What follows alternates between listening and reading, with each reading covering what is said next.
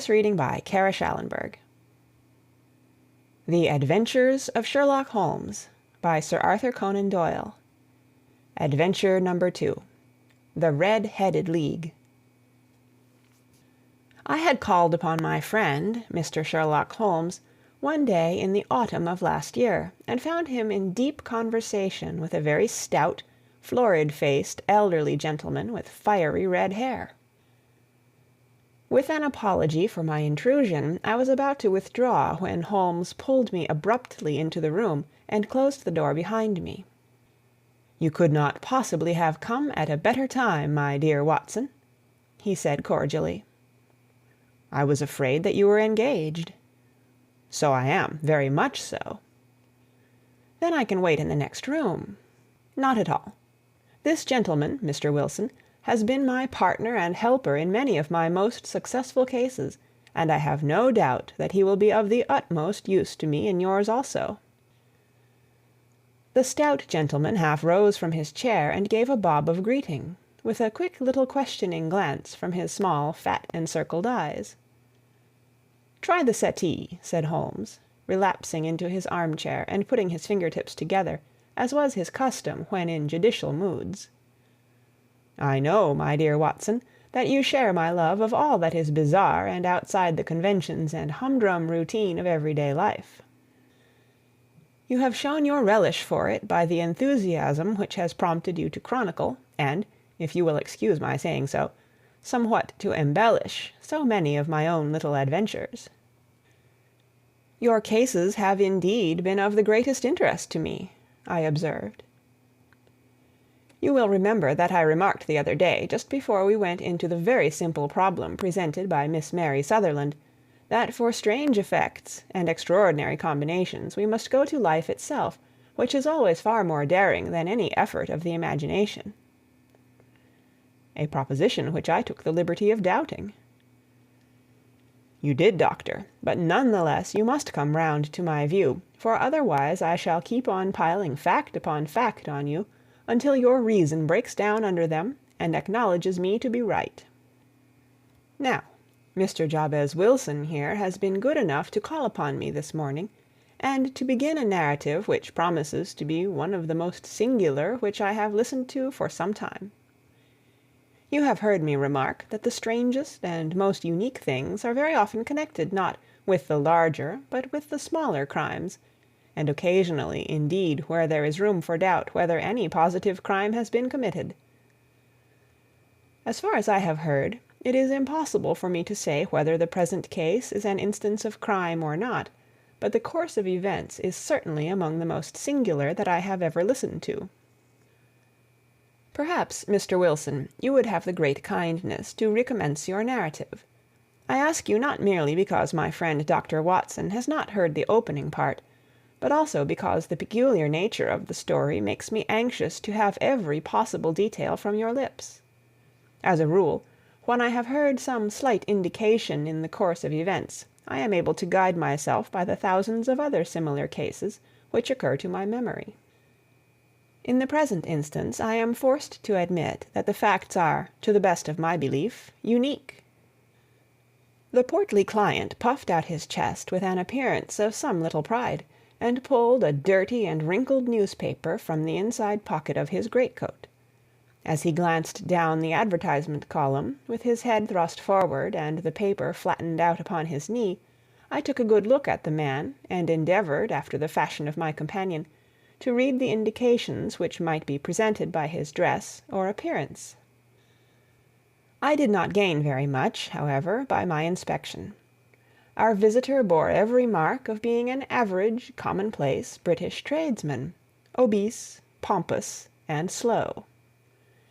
He wore rather baggy grey shepherd's check trousers, a not over-clean black frock-coat, unbuttoned in the front, and a drab waistcoat with a heavy brassy Albert chain, and a square pierced bit of metal dangling down as an ornament.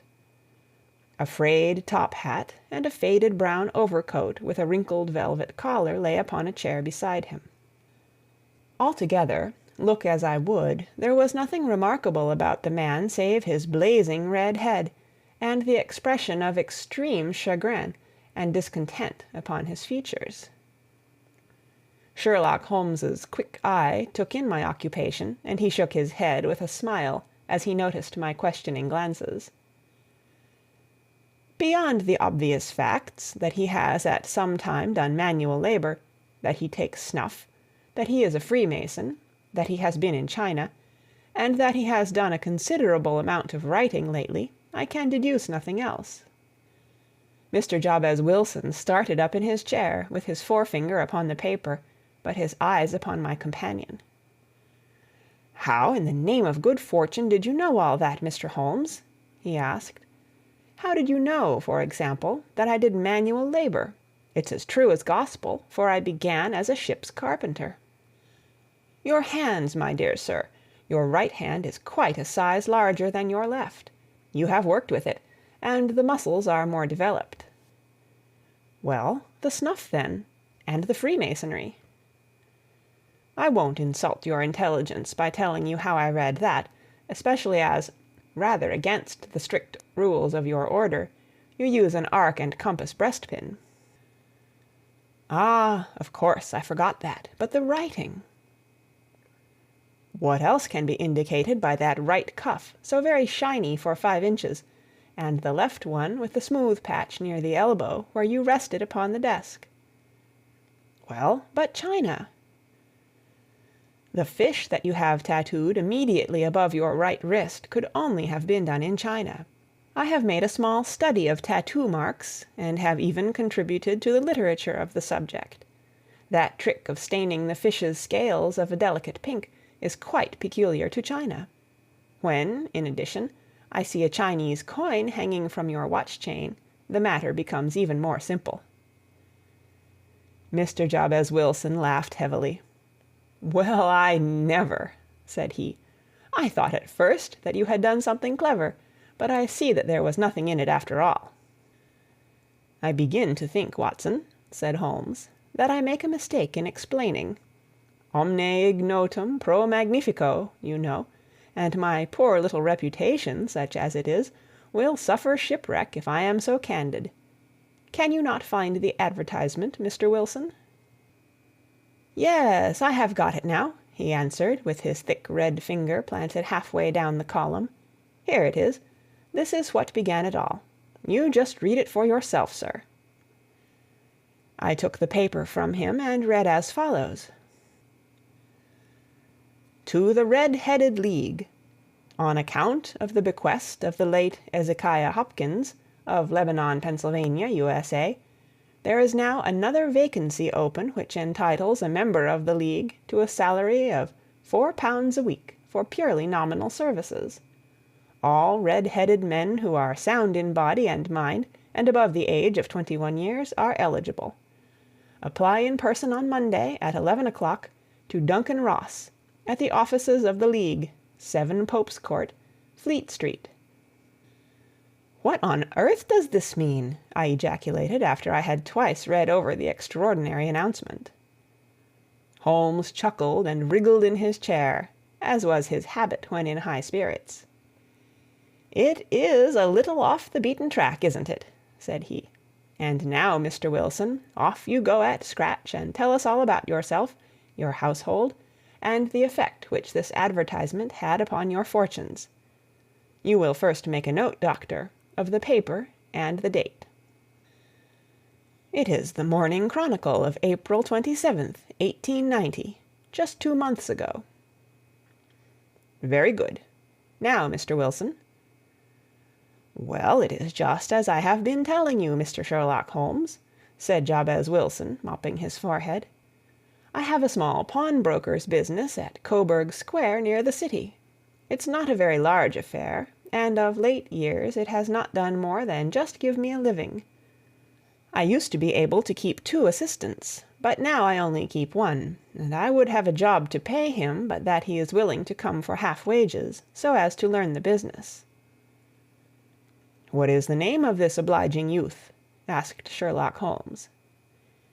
"His name is Vincent Spaulding, and he's not such a youth either. It's hard to say his age. I should not wish a smarter assistant, Mr. Holmes, and I know very well that he could better himself and earn twice what I am able to give him. But, after all, if he is satisfied, why should I put ideas in his head?" "Why, indeed? You seem most fortunate in having an employee who comes under the full market price. It is not a common experience among employers in this age. I don't know that your assistant is not as remarkable as your advertisement." "Oh, he has his faults, too," said Mr. Wilson. "Never was such a fellow for photography, snapping away with a camera when he ought to be improving his mind, and then diving down into the cellar like a rabbit into its hole to develop his pictures. That is his main fault, but on the whole he's a good worker. There's no vice in him." "He is still with you, I presume?" "Yes, sir. He and a girl of 14 who does a bit of simple cooking and keeps the place clean. That's all I have in the house, for I am a widower, and never had any family. We live very quietly, sir, the three of us, and we keep a roof over our heads and pay our debts, if we do nothing more." The first thing that put us out was that advertisement. Spaulding, he came down into the office just this day 8 weeks, with this very paper in his hand, and he says, "I wish to the Lord, Mr. Wilson, that I was a red-headed man." "Why's that?" I asks. "Why," says he, "here's another vacancy on the League of the Red-Headed Men. It's worth quite a little fortune to any man who gets it, and I understand that there are more vacancies than there are men, so that the trustees are at their wits' end what to do with the money. If my hair would only change color, here's a nice little crib all ready for me to step into." "Why, what is it then?" I asked. You see, Mr. Holmes, I am a very stay-at-home man, and as my business came to me instead of my having to go to it, I was often 3 weeks on end without putting my foot over the doormat. In that way I didn't know much of what was going on outside, and I was always glad of a bit of news." "Have you never heard of the League of the Red-Headed Men?" he asked, with his eyes open. "Never." "Why, I wonder at that, for you are eligible yourself for one of the vacancies." "And what are they worth?" I asked. "Oh, merely a couple of hundred a year, but the work is slight, and it need not interfere very much with one's other occupations." Well, you can easily think that that made me prick up my ears, for the business has not been over good for some years, and an extra couple of hundred would have been very handy. "Tell me all about it," said I. "Well," said he, showing me the advertisement, "you can see for yourself that the League has a vacancy, and there is the address where you should apply for particulars. As far as I can make out, the League was founded by an American millionaire, Ezekiah Hopkins, who was very peculiar in his ways. He was himself red-headed, and he had a great sympathy for all red-headed men, so when he died it was found that he had left his enormous fortune in the hands of trustees, with instructions to apply the interest to the providing of easy berths to men whose hair is of that color. From all I hear, it is splendid pay and very little to do." "But," said I, "there would be millions of red-headed men who would apply." "Not so many as you might think," he answered. "You see, it is really confined to Londoners and to grown men. This American had started from London when he was young, and he wanted to do the old town a good turn. Then again, I have heard it is no use your applying if your hair is light red, or dark red, or anything but real bright, blazing, fiery red. Now, if you cared to apply, Mr. Wilson, you would just walk in, but perhaps it would hardly be worth your while to put yourself out of the way for the sake of a few £100. Now, it is a fact, gentlemen, as you may see for yourselves, that my hair is of a very full and rich tint, so that it seemed to me that if there was to be any competition in the matter, I stood as good a chance as any man that I had ever met.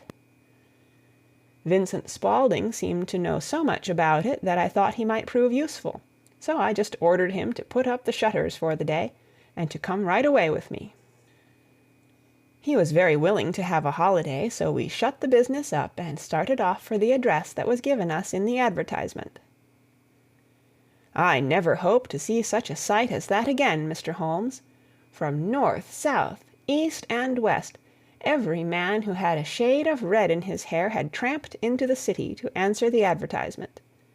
Fleet Street was choked with red-headed folk, and Pope's Court looked like a coster's orange barrow. I should not have thought there were so many in the whole country as were brought together by that single advertisement. Every shade of colour they were: straw, lemon, orange, brick, Irish setter, liver, clay.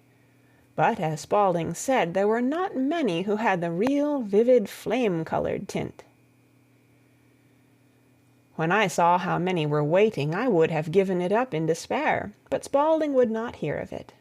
How he did it I could not imagine, but he pushed and pulled and butted until he got me through the crowd and right up to the steps which led to the office. There was a double stream upon the stair, some going up in hope and some coming back dejected, but we wedged in as well as we could, and soon found ourselves in the office.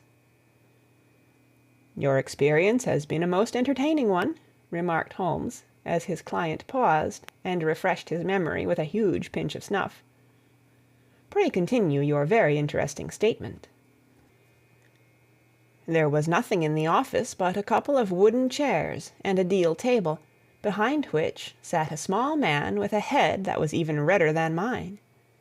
He said a few words to each candidate as he came up, and then he always managed to find some fault in them which would disqualify them. Getting a vacancy did not seem to be such a very easy matter after all. However, when our turn came, the little man was much more favourable to me than to any of the others, and he closed the door as we entered, so that he might have a private word with us. "This is Mr. Jabez Wilson," said my assistant, "and he is willing to fill a vacancy in the League." "And he is admirably suited for it," the other answered. "He has every requirement. I cannot recall when I have seen anything so fine." He took a step backward, cocked his head on one side, and gazed at my hair until I felt quite bashful. Then suddenly he plunged forward, wrung my hand, and congratulated me warmly on my success. "It would be injustice to hesitate," said he. "You will, however, I am sure, excuse me for taking an obvious precaution." With that he seized my hair in both his hands and tugged until I yelled with the pain. "There is water in your eyes," said he as he released me. "I perceive that all is as it should be, but we have to be careful, for we have twice been deceived by wigs and once by paint. I could tell you tales of cobbler's wax which would disgust you with human nature." He stepped over to the window and shouted through it at the top of his voice that the vacancy was filled. A groan of disappointment came up from below, and the folk all trooped away in different directions, until there was not a red head to be seen except my own, and that of the manager. "My name," said he, "is Mr. Duncan Ross, and I am myself one of the pensioners upon the fund left by our noble benefactor. Are you a married man, Mr. Wilson? Have you a family?" I answered that I had not. His face fell immediately. "Dear me," he said gravely, "that is very serious indeed. I am sorry to hear you say that. The fund was, of course, for the propagation and spread of the redheads as well as for their maintenance. It is exceedingly unfortunate that you should be a bachelor." My face lengthened at this, Mr. Holmes, for I thought that I was not to have the vacancy after all, but after thinking it over for a few minutes, he said that it would be all right. "In the case of another," said he, "the objection might be fatal, but we must stretch a point in favor of a man with such a head of hair as yours. When shall you be able to enter upon your new duties?" "Well, it is a little awkward, for I have a business already," said I. "Oh, never mind about that, Mr. Wilson," said Vincent Spaulding. "I should be able to look after that for you." "What would be the hours?" I asked. 10 to 2. Now, a pawnbroker's business is mostly done of an evening, Mr. Holmes, especially Thursday and Friday evening, which is just before payday, so it would suit me very well to earn a little in the mornings. Besides, I knew that my assistant was a good man, and that he would see to anything that turned up. "That would suit me very well," said I. "And the pay?" "Is £4 a week." "And the work?" "Is purely nominal." "What do you call purely nominal?" "Well, you have to be in the office, or at least in the building, the whole time. If you leave, you forfeit your whole position forever. The will is very clear upon that point. You don't comply with the conditions if you budge from the office during that time." "It's only 4 hours a day, and I should not think of leaving," said I. "No excuse will avail," said Mr. Duncan Ross. "Neither sickness, nor business, nor anything else. There you must stay, or you lose your billet." "And the work?"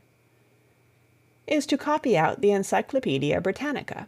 There is the first volume of it in that press. You must find your own ink, pens, and blotting paper, but we provide this table and chair. Will you be ready tomorrow?" "Certainly," I answered.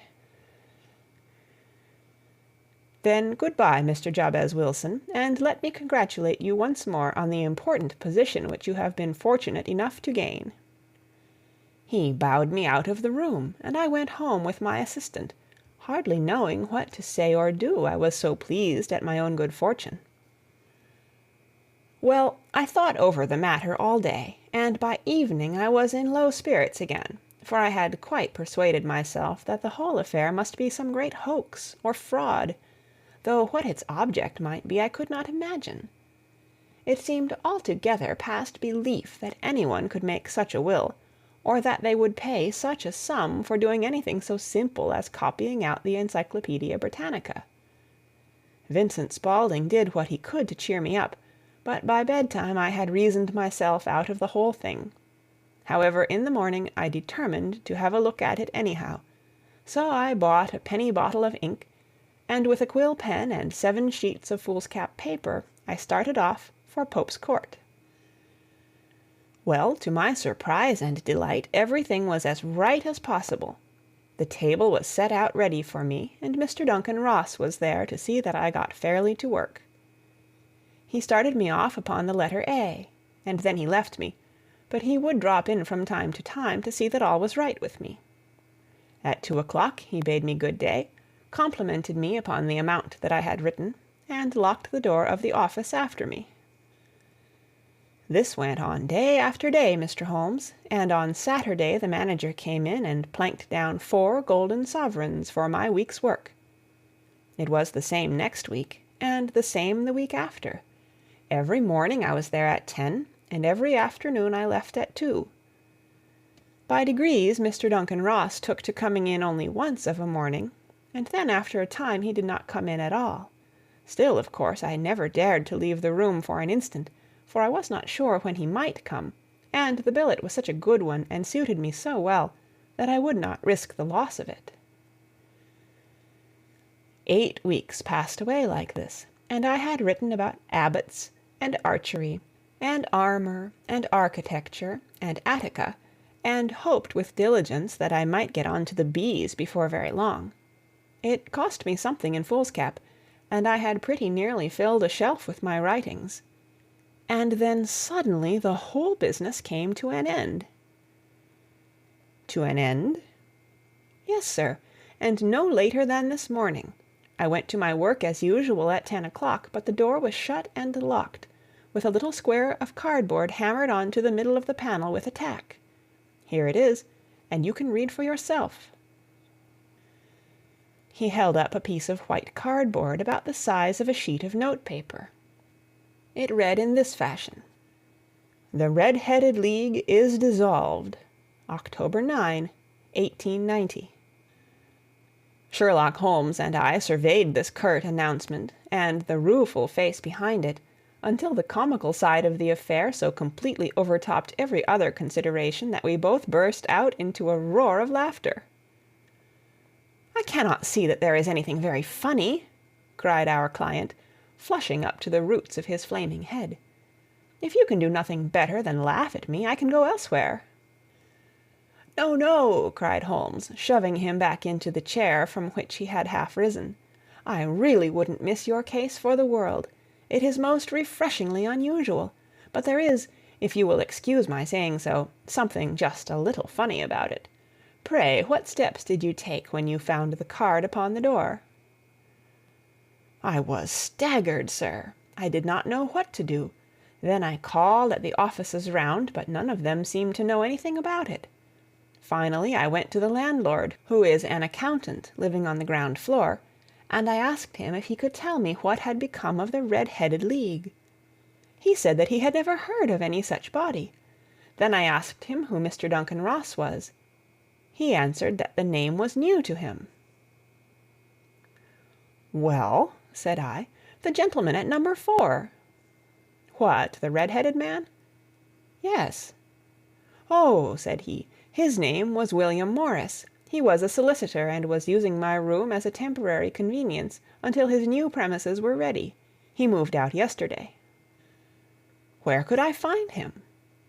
"Oh, at his new offices. He did tell me the address. Yes, 17 King Edward Street, near St. Paul's." "I started off, Mr. Holmes, but when I got to that address, it was a manufactory of artificial knee-caps, and no one in it had ever heard of either Mr. William Morris or Mr. Duncan Ross."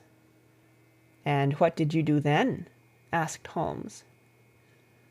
"I went home to Saxe-Coburg Square, and I took the advice of my assistant.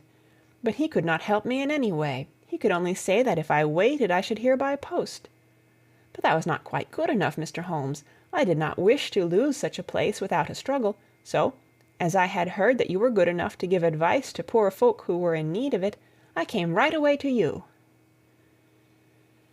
"And you did very wisely," said Holmes.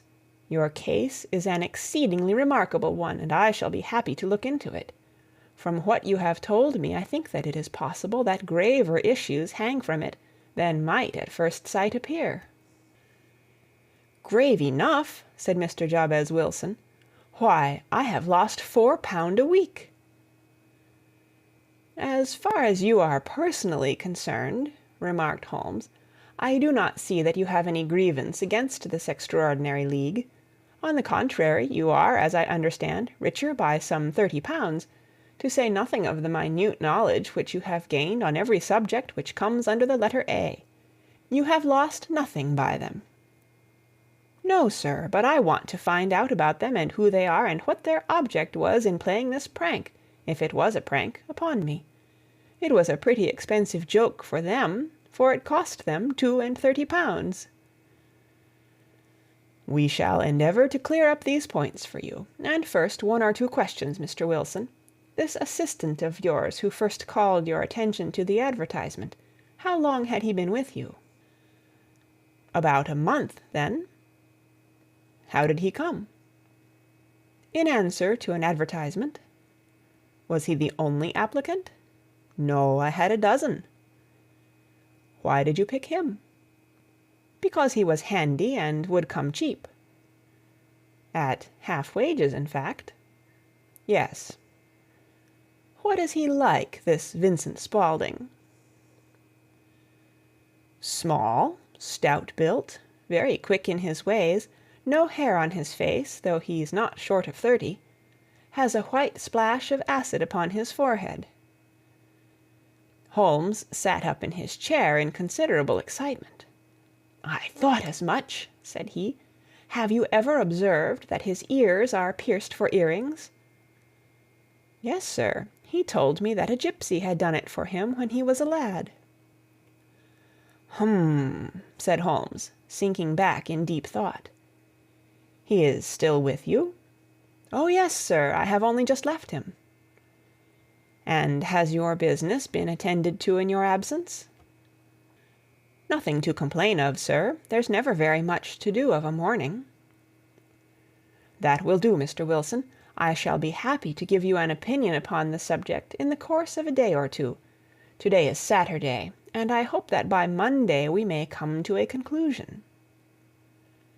"Well, Watson," said Holmes, when our visitor had left us, "what do you make of it all?" "I make nothing of it," I answered frankly. "It is a most mysterious business."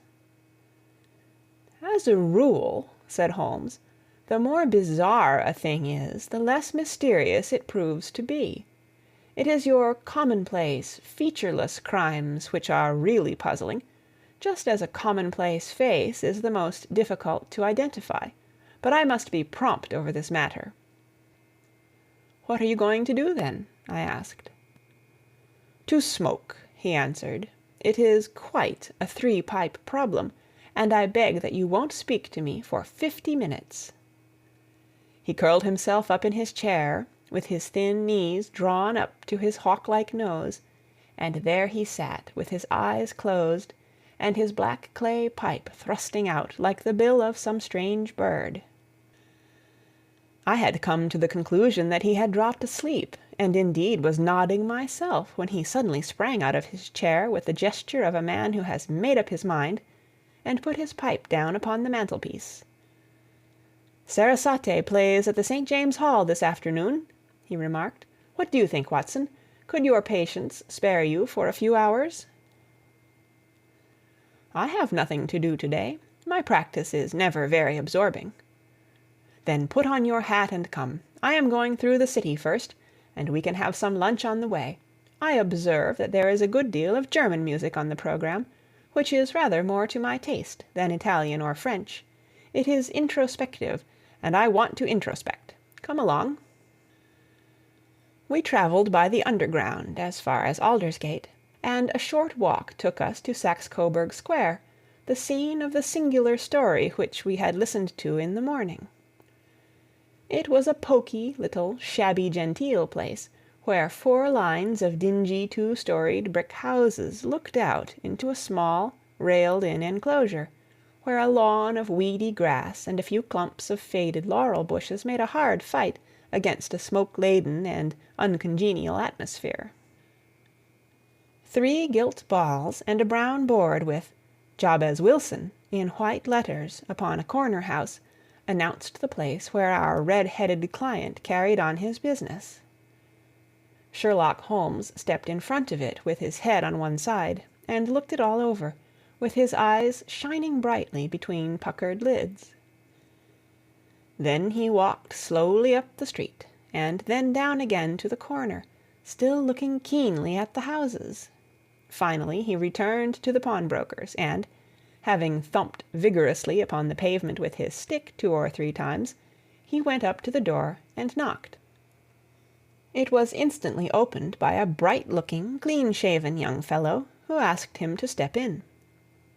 "Thank you," said Holmes. "I only wished to ask you how you would go from here to the Strand." "Third right, 4th left," answered the assistant promptly, closing the door. "Smart fellow, that," observed Holmes as we walked away. "He is, in my judgment, the 4th smartest man in London, and for daring I am not sure that he has not a claim to be 3rd. I have known something of him before." "Evidently," said I, "Mr. Wilson's assistant counts for a good deal in this mystery of the Red-Headed League. I am sure that you inquired your way merely in order that you might see him." "Not him." "What then?" "The knees of his trousers." "And what did you see?" "What I expected to see." "Why did you beat the pavement?" "My dear doctor, this is a time for observation, not for talk. We are spies in an enemy's country. We know something of Saxe-Coburg Square. Let us now explore the parts which lie behind it." The road in which we found ourselves as we turned round the corner from the retired Saxe-Coburg Square presented as great a contrast to it as the front of a picture does to the back. It was one of the main arteries which conveyed the traffic of the city to the north and west.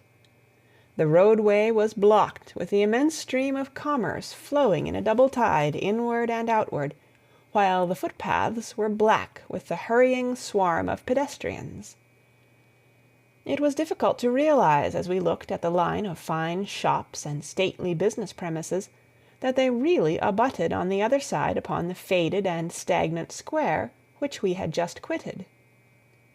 "Let me see," said Holmes, standing at the corner and glancing along the line. "I should like just to remember the order of the houses here, It is a hobby of mine to have an exact knowledge of London. There is Mortimer's, the tobacconist, the little newspaper shop, the Coburg branch of the City and Suburban Bank, the vegetarian restaurant, and McFarland's carriage-building depot. That carries us right on to the other block. And now, Doctor, we've done our work, so it's time we had some play. A sandwich and a cup of coffee, and then off to violin land, where all is sweetness and delicacy and harmony, and there are no red-headed clients to vex us with their conundrums. My friend was an enthusiastic musician, being himself not only a very capable performer, but a composer of no ordinary merit. All the afternoon he sat in the stalls, wrapped in the most perfect happiness, gently waving his long, thin fingers in time to the music, while his gently smiling face and his languid, dreamy eyes were as unlike those of Holmes the sleuth-hound, Holmes the relentless, keen-witted, ready-handed criminal agent, as it was possible to conceive. In his singular character the dual nature alternately asserted itself, and his extreme exactness and astuteness represented, as I have often thought, the reaction against the poetic and contemplative mood which occasionally predominated in him. The swing of his nature took him from extreme languor to devouring energy, and, as I knew well, he was never so truly formidable as when, for days on end, he had been lounging in his armchair amid his improvisations and his black-letter editions. Then it was that the lust of the chase would suddenly come upon him, and that his brilliant reasoning power would rise to the level of intuition, until those who were unacquainted with his methods would look askance at him as on a man whose knowledge was not that of other mortals. When I saw him that afternoon so enwrapped in the music at St. James's Hall, I felt that an evil time might be coming upon those whom he had set himself to hunt down. "You want to go home, no doubt, Doctor," he remarked as we emerged. "Yes, it would be as well." "And I have some business to do which will take some hours. This business at Coburg Square is serious." "Why serious?" "A considerable crime is in contemplation. I have every reason to believe that we shall be in time to stop it. But today being Saturday rather complicates matters. I shall want your help tonight." "At what time?" 10 will be early enough." "I shall be at Baker Street at 10." "Very well. And I say, Doctor, there may be some little danger, so kindly put your army revolver in your pocket."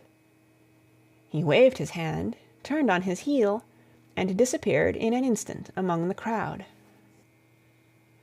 I trust that I am not more dense than my neighbors, but I was always oppressed with a sense of my own stupidity in my dealings with Sherlock Holmes. Here I had heard what he had heard, I had seen what he had seen, and yet from his words it was evident that he saw clearly not only what had happened, but what was about to happen, while to me the whole business was still confused and grotesque. As I drove home to my house in Kensington, I thought over it all, from the extraordinary story of the red-headed copier of the Encyclopedia, down to the visit at Saxe-Coburg Square, and the ominous words with which he had parted from me. What was this nocturnal expedition, and why should I go armed? Where were we going, and what were we to do?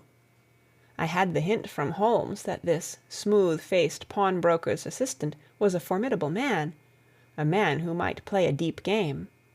I tried to puzzle it out, but gave up in despair, and set the matter aside until night should bring an explanation.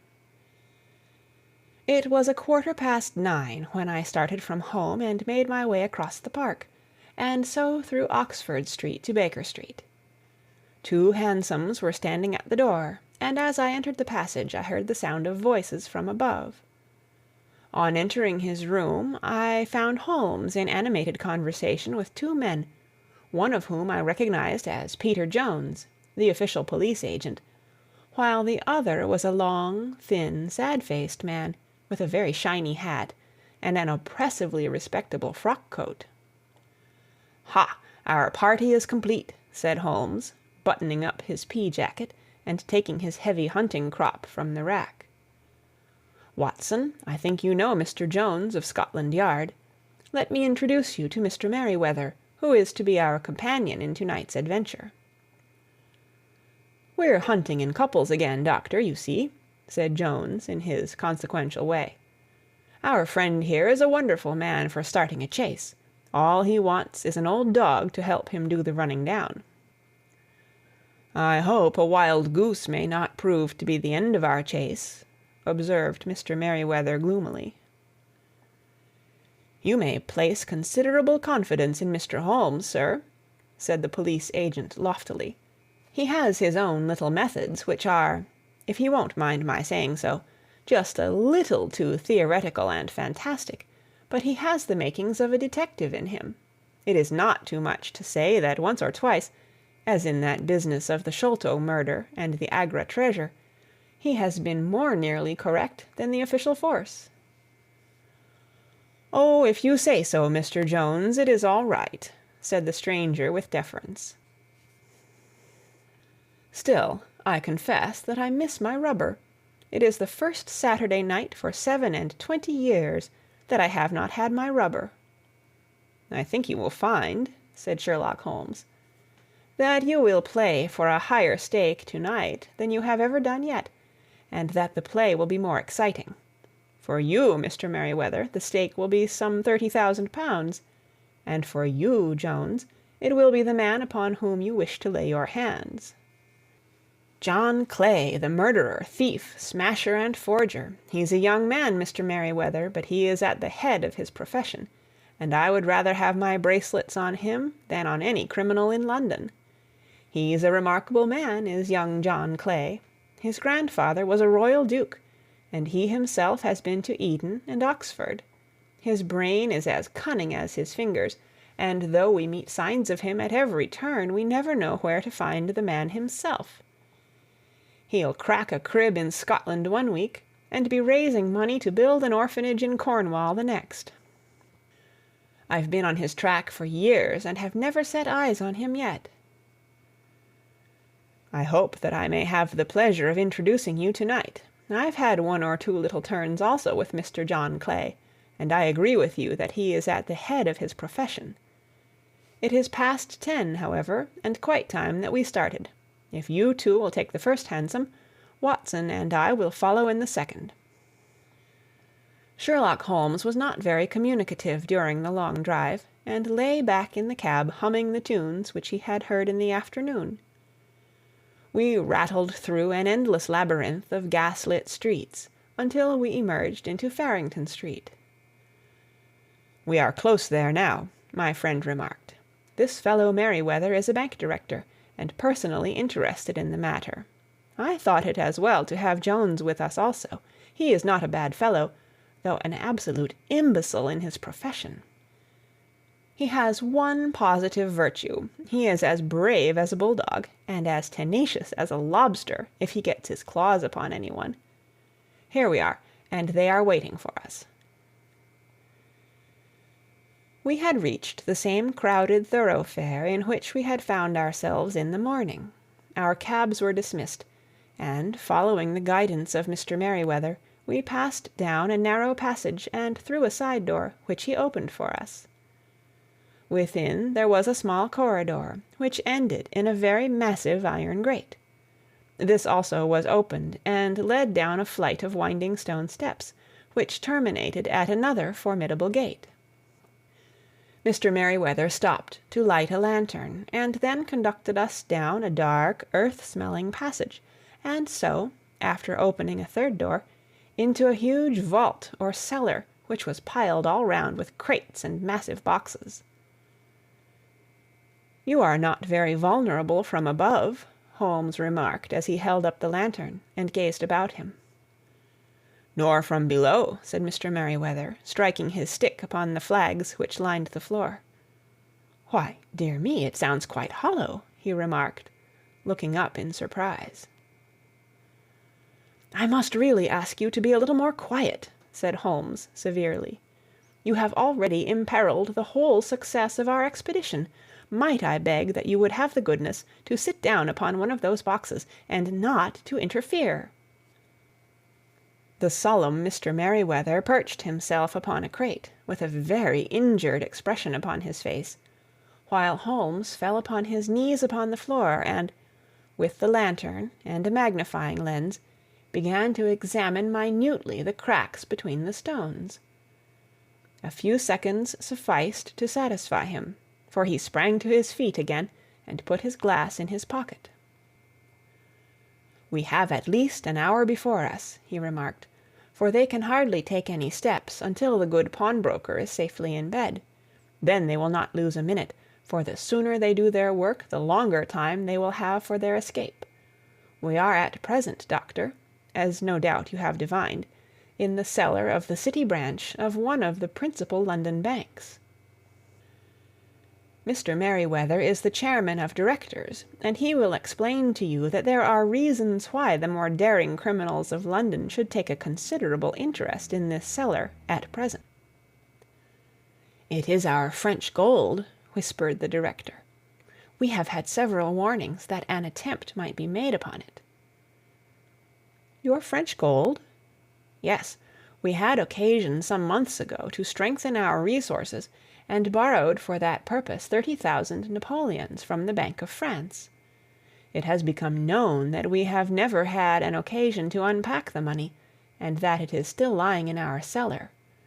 The crate upon which I sit contains 2,000 Napoleons, packed between layers of lead foil.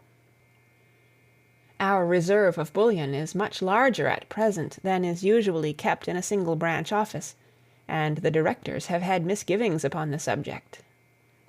"Which were very well justified," observed Holmes. "And now it is time that we arranged our little plans. I expect that within an hour matters will come to a head. In the meantime, Mr. Merryweather, we must put the screen over that dark lantern." "And sit in the dark?" "I am afraid so.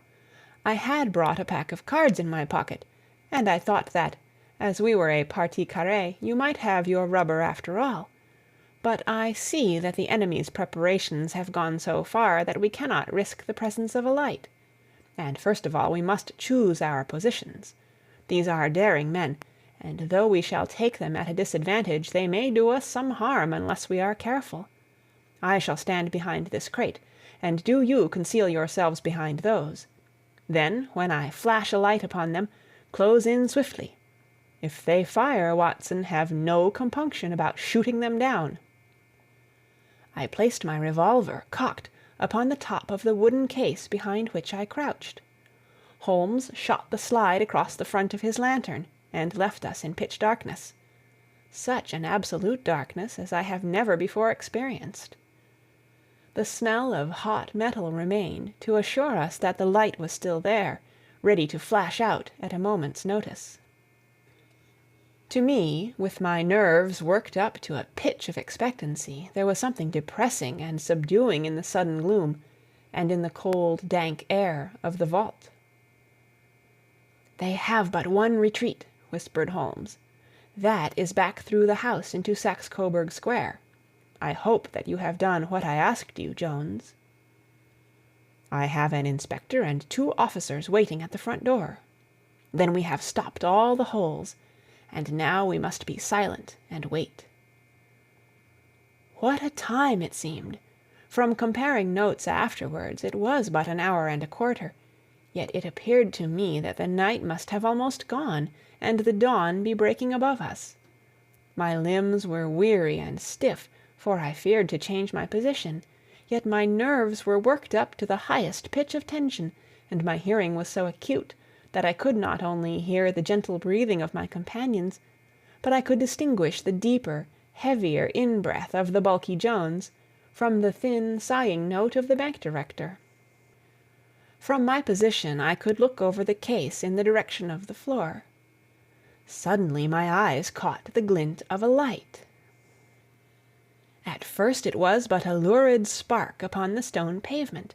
Then it lengthened out until it became a yellow line, and then, without any warning or sound, a gash seemed to open, and a hand appeared, a white, almost womanly hand, which felt about in the center of the little area of light. For a minute or more the hand, with its writhing fingers, protruded out of the floor. Then it was withdrawn as suddenly as it appeared, and all was dark again save the single lurid spark which marked a chink between the stones. Its disappearance, however, was but momentary.